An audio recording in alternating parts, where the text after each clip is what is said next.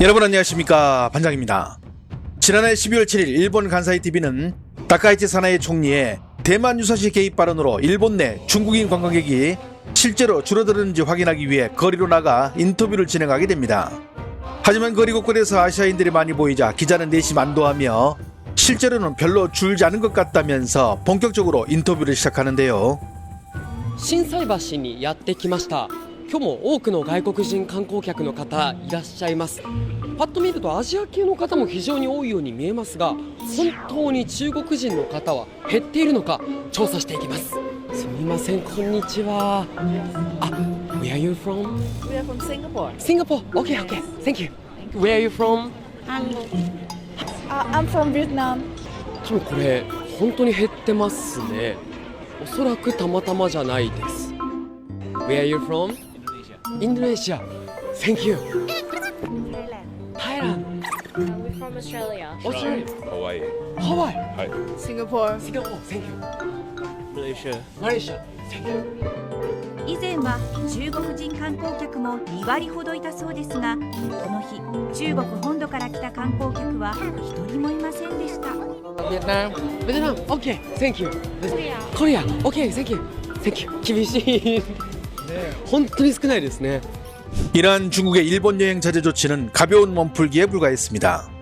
일본 총리에게 해당 발언의 철회를 수차례 요구했지만 다카이치 총리가 쌩까기를 시전하자 중국은 새해가 시작된 지 며칠 만에 가장 강력한 보복수단을 꺼내드는데요. 중국 상무부는 6일 일본에 대한 이중용도 물자, 즉 군사용이나 민간용으로 사용되는 물자에 대한 수출을 금지한다고 홈페이지를 통해 발표하게 됩니다. 쉽게 말해 군사적 용도로 사용되는 물품들은 당연히 수출이 금지되고 민간용으로 사용될 수 있으나 군사적 목적으로 대량 살상무기 개발 등에 전용될 수 있는 제품, 소프트웨어, 기술을 비롯 화학물질과 드론, 첨단 소프트웨어까지 여기에 들어가는 중국산 물품들은 모두 수출 금지를 하겠다는 것입니다. 즉 히토리를 비롯 흑연 등 전기차, 반도체에 들어가는 필수 원자재들을 틀어막는 일명 자원의 무기화를 본격적으로 실행한 것이죠. 하지만 이번 중국 상무부의 공고가 더 무서운 것은 제3국을 통한 우회 수출까지 처벌하겠다는 세컨더리 보이콧 조항도 명시되어 있다는 점입니다. 다시 말해 일본 본토에서 생산되는 물품뿐만 아니라 다른 국가나 지역의 조직, 개인이 중국산 이중용도 물자를 일본에 이전하거나 제공할 경우에도 법적 책임을 묻겠다는 것인데요.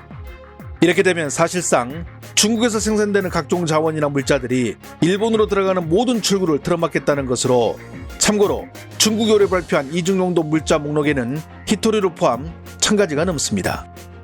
지난 2010년 일본명 센카쿠 열도, 중국명 띠아위다워 영유권 분쟁 당시 일본의 히토리 수출을 규제하며 일본에 억류된 중국인 선원의 석방을 끌어내는 등 원하는 것을 얻은 바 있던 중국이 다시 한번 그 즐거움을 느껴보려는 것이죠. 갑자기 급소를 맞은 일본은 거의 멘붕 상태입니다. 일본 정부 관계자들은 결코 용인할 수 없다며 부들거렸고 일본 방송사들 역시 호들갑을 떨기 시작했는데요. 我が国のみをターゲットにした今般の措置というものは国際的な慣行と大きく異なり、決して許容できず極めて遺憾であります。 軍事と民間の両方で使えるものというのを指していまして、例えば GPS 機器は標的にミサイルを正確に命中させるため軍事目的でも使われていますが、私たちが日常使っている地図やカーナビなどにも使用されているんです。他にはですね、パソコンなども軍備療養品に分類されますので、こうしたものが中国から日本に入ってこないとなると、私たちの生活にも大きな影響が出てきそうです。と言いますのも、レアアースというのはスマホや電気自動車などハイテク機器の製造に不可欠な資源ですし、日本が輸入しているレアアースのおよそ 60% は中国に依存しているからなんです。 2010년 센카쿠 열도 분쟁 때의 경험을 갖고 있는 일본, 결국 올 것이 왔다는 반응들인데, 문제는 이 수출 종료 시점이 언제인지 명시되지 않아 지속될 경우 일본 경기에 미치는 타격은 상상을 초월한다는 데 있습니다.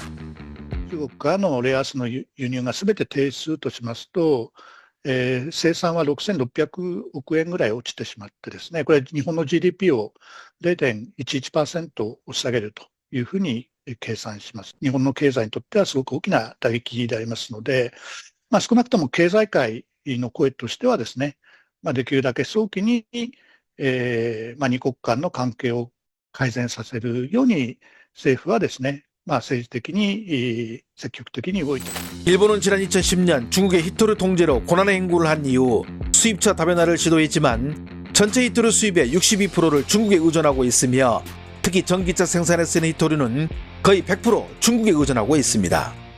일본이 사용하는 흑연 역시 대부분 중국산인데 반도체와 배터리 공정이 없어서는 안 될 소재인데 이 흑연 역시 수출 금지 목록에 들어가 있어 현재 일본 당국은 앞으로 미래할 실후 폭풍을 조사하느라 정신이 없으며 한마디로 넋이 나간 상태입니다.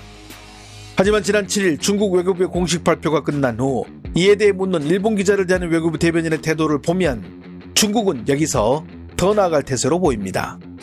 日本 NSK 记者提问：中国商务部昨天发布关于加强两用物项对日本出口管制的公告，日本政府以中国针对日本的措施偏离国际惯例为由，向中方提出抗议，并要求撤回。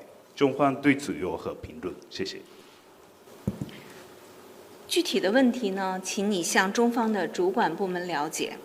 我想指出的是，高市早苗首相涉台错误言论，侵害中国主权和领土完整，公然干涉中国内政，对中方发出武力威胁。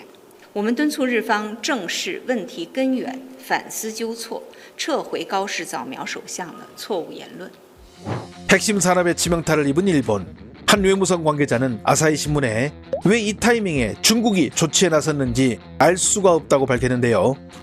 그렇다면 중국은 왜 하필이면 이재명 대통령이 중국을 국빈 방문하는 기간에 이런 조치를 실행했을까요? 이에 대해 두 가지 분석이 나오고 있는데요. 먼저 이재명 대통령 방중 기간 중에 전격 발표를 한 것은 한일 관계에 균열을 내면서 경기 회복을 최우선으로 하는 다카이치 총리에게 정치적 부담을 주려고 한 것으로 보입니다. 또 다른 핵심은 미국으로 최근 베네수엘라에 대한 군사작전 때문에 미국이 국제적인 비판을 받는 상황에서 트럼프 대통령이 중국이 자원을 무기화하는 것을 비판할 수 없을 것으로 내다봤기 때문입니다. 일본은 지난 2018년 한국 대법원이 전범 기업에 대한 배상 판결을 내리자 이에 대한 보복 조치로 다음해 반도체 핵심 소재 3가지에 대한 수출 규제를 단행한 바 있습니다. 그리고 무려 3년 6개월이 지난 2023년 3월 23일이 되어서야 이 수출 규제 강화 조치를 해제했습니다. 자신들이 우리에게 했던 그 짓을 중국에게 똑같이 당하고 있는 것입니다. 하지만 정작 문제를 일으킨 당사자인 일본 총리는 특유의 해맑은 웃음만 지을 뿐 전혀 문제없다는 입장인데요. 日本への影響はありますか？